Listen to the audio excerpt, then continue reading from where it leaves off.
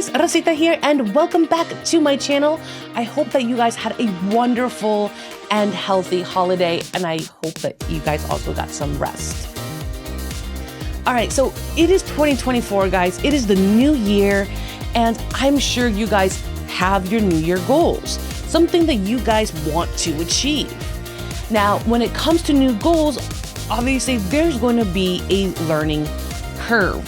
So I'm going to give you guys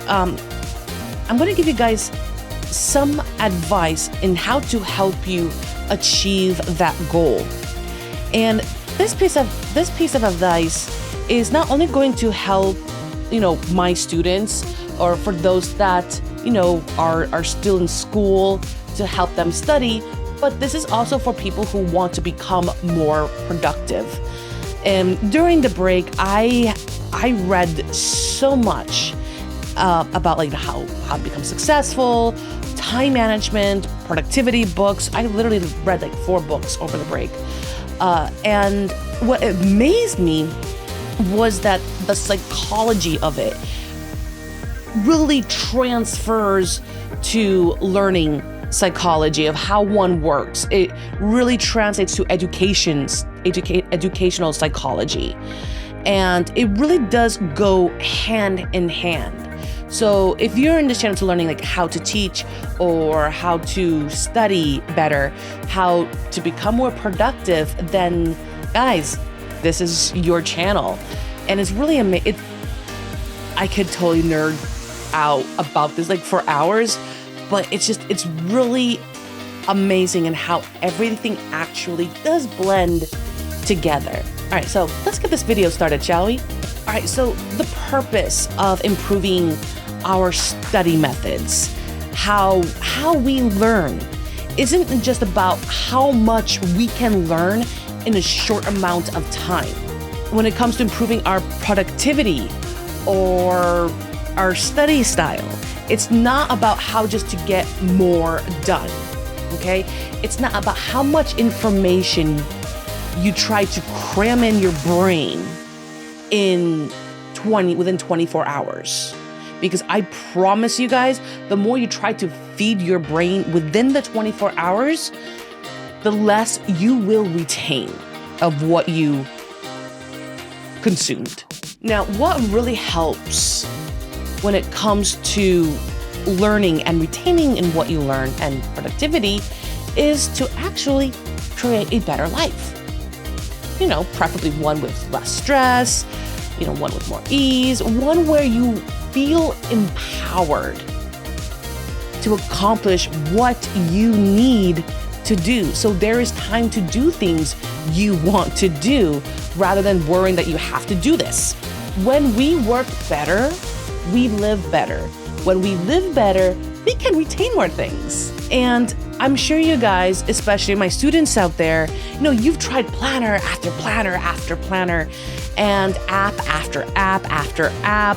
And you guys still feel that you're not getting any traction. You still feel like you're in stage 1. You're not seeing improvement.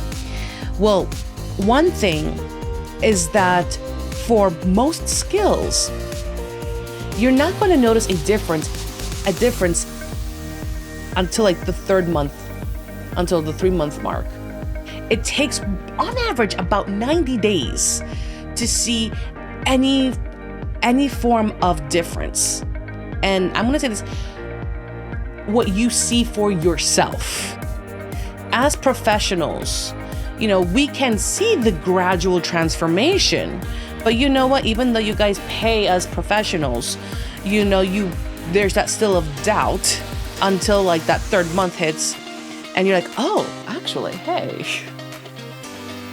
Every single time. That's why I have my lessons recorded. So for pure evidence to say, hey guys, you are gradually improving. Just look at your video, all right? Look at your lesson. You may not like watching it, but notice from lesson 1 or class 1 or session 1 to class 9, all right? Every single time, without fail. All right, sorry. That was a teacher vent. So there are two reasons in why we feel like we're not retaining the information by using all these study methods or any form of systems that helps you study or becoming productive. Is one, we are trying to apply a tool before you understand how to use it. And two, we're trying to apply someone else's solution to you. Video after video, session after session, I always say everyone learns differently. Not one method is going to work for everybody. So for those that say, oh, this session or this method worked for me, it's definitely going to work for you. I'm going to tell you this, there might be a percentage that it may work for you, but it's not going to be 100% guaranteed because we are wired differently. Now, my clients are not afraid of hard work, as I suspect you aren't either. You just know that there has to be an easier way. And to find that easier way is to learn more about how you work best, about how much structure you need to work optimally, about your natural approach to starting and doing and completing study tasks or any tasks of that matter. And I'm going to be open with you guys. You know, what worked for me a couple years ago is definitely not working with me right now. So I'm in this process again. And also this process is going to change throughout life. So we have to work to be more adaptable. Now, there's this thing called the 5 pillars of productivity. And I use this principle for helping my students learn better. I use this system to not only help my students learn better, but help them to create their study guides and how to study.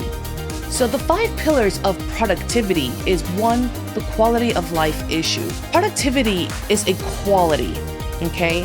When we feel stressed about our work, it doesn't only impact our work, it impacts our whole life. Same thing when it comes to learning something new.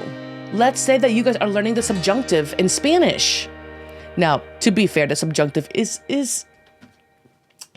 a quite difficult one, and we're still not able to understand the conjugations that are involved, right? Like, okay, the AR switches to ER, and the ER and the IR switches to AR conjugations.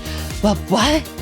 If we're stressing out, less chances you will learn, less chances that you will comprehend and execute those conjugations.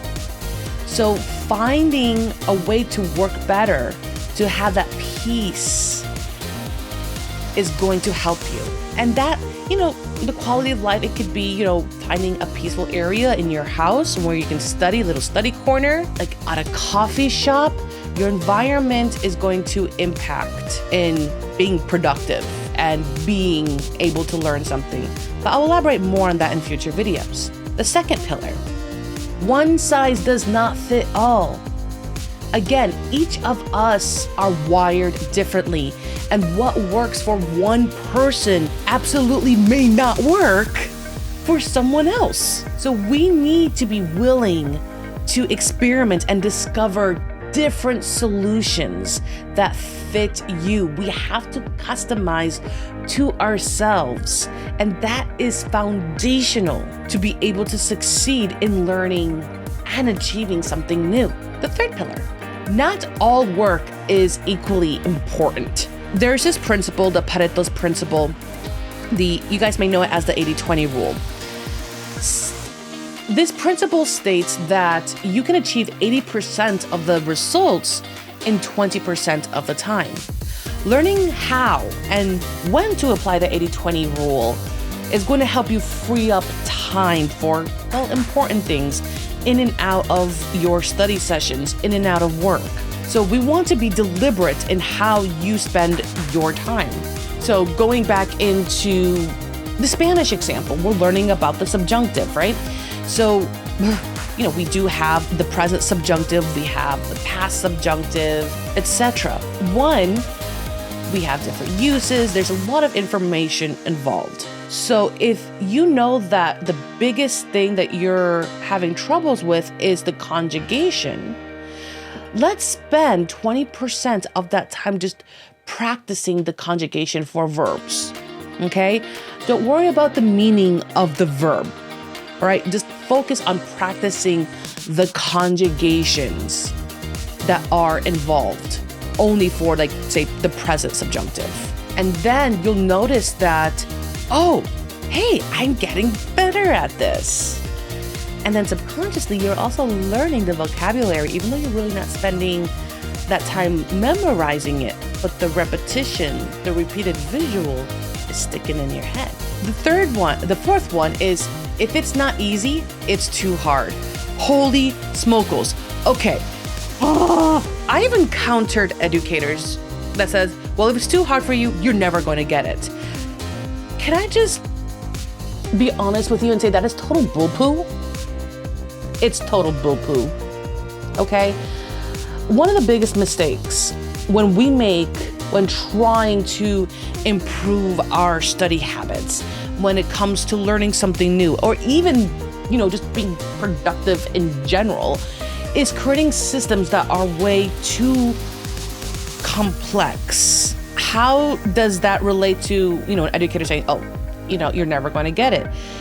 Because it triggers something in us as humans, I will show you, I'll be able to understand. And then we tend to complicate things, okay?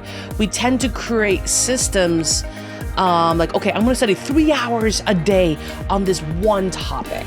Now, it's different if you're doing like a project and you're doing different elements that's within the category of what you're learning. That's completely different. But if you're just, reading a book and Googling and doing any form of research on that same particular things for 3 hours, chances are you're not going to get anywhere.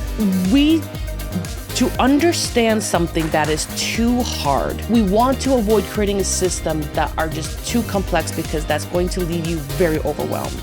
These systems are destined to fail because they take way too long to learn, and it takes too much time to manage, leaving little time to digest.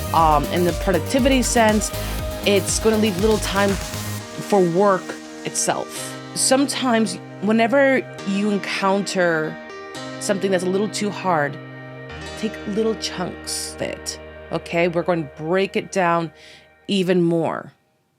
Again, it's not about how fast you learn something. It's about achieving and comprehending in what you're learning so you become a master. And lastly, plan. Plan and plan. I'm sure you guys hear this in every single channel and every single book and audiobook, podcast. Have an organizer. Now, I recently launched a language learning journal / study guide. Taking the time to plan is, I want to say it's the secret, but honestly, I think it's the most, what's that term I'm trying to think of? Overseen step to improve your study methods, to improve even your productivity. Investing little time for planning drives a shift from being overwhelmed to productive. And in my foreign language, and this is not a plugin, because like I said, I'm redoing this journey myself. And I noticed that, because, I'm learning another language as well. I learn a new one every single year. And here's the thing. I have to put into my schedule, like I have to block a window. It's like, okay, I am going to study this.